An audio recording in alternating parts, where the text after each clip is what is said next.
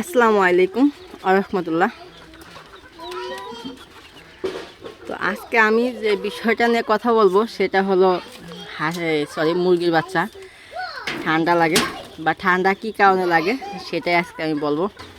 তো আমার এখানে হচ্ছে গিয়ে দেশি মুরগির বাচ্চা, এটার বয়স 12 দিন হবে। তো এই 12 দিন বয়স আলহামদুলিল্লাহ এখনো কিছু হয় নাই। তো আজকে আমি কিছু মুরগি দেখতেছি যে এগুলো একটু ঠান্ডা লাগা। তো ঠান্ডা লাগলে কিভাবে বুঝবেন তার সহজ একটা উপাদান হলো এই মুরগিগুলো মাথা উঁচু করে মুখ হালকা একটু বের করে মানে নিঃশ্বাস টানবে। তো সেটা দেখে বুঝবেন যে এটা ঠান্ডা লাগা।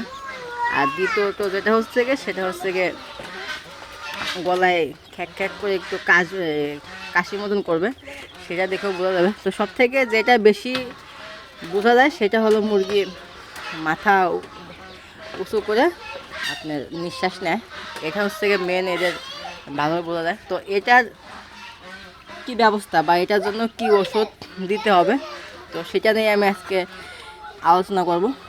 তো আমি এই যে এখানে যে পানির পটটা, এই পানির পটে হচ্ছে গিয়ে আমি ওষুধটা মিক্সড করে দিয়ে দিয়েছি অলরেডি। এই ওষুধটা আমার আনা ছিল না, মানে আনা ছিল বাট আজকে আমি যখন ওষুধ রাখি যেখানে সেখানে দেখি যে ওষুধটা নাই। তো তখন আমি সকালে যখন আমি বেরোই তো তখনই ওষুধগুলো নিয়ে আসি। তো এটার জন্য যে আমি ওষুধটা ব্যবহার করি তো সেটা হলো এটা মাইক্রোনিট।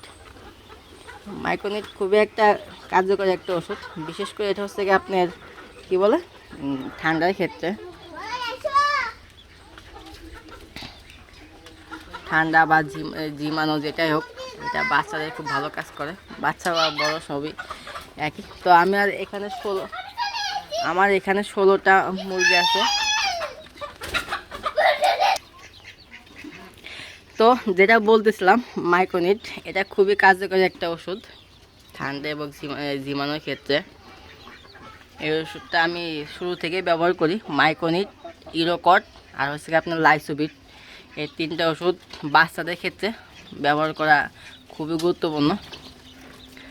তো এই মাইক্রোনিট এটা আপনার ব্যবহার কিভাবে করবেন সেটা আমি বলে দিলাম। এই যে এখানে যে আমি পানির পাত্রটা দিয়েছি, এখানে আমি সর্বোচ্চ মানে হাফ লিটার পানি দিছি। কারণ এই হাফ লিটার পানি এজন্যই দিই কারণ এটা যদি আমি ভরে একদম ভরে পানি দিই এই পানিটা আমার একদিন পরে ফেলা দিতে হয়। তো সেক্ষেত্রে পানিটাও আমার অপচয় হবে, প্লাস যে ওষুধটা দেবো সেই ওষুধটা দিলেও ওই ওষুধটাও অপচয় হবে। তো সেটা মাথায় রেখে আমি পানি সম্পূর্ণ দিই না, হাফ লিটার বা 1 পোয়া এরকমের ভিতরে রাখি। তো এটা একটু মাথায় রাখবেন। আর ওষুধের যে নিয়মটা আমার এখানে 15টা আছে, 16টা বলছিলাম। তো কালকে হয়েছে কি এই বড় মুরগি ঢোকার পরে এই আমার যে এখানে যে ফার্মি মুরগিগুলো আছে এই ফার্মি মুরগি এটার ভিতরে ঢুকে গেছিলো। তো ঢুকে যাওয়ার পরে একটা পা দিয়ে মানে পা কি বলে পায়ের তলে পরে মারা যায়। তো এখন আমার আর 15টা আছে। তো এই 15টার আমি এভাবেই ওষুধগুলো প্রয়োগ করি।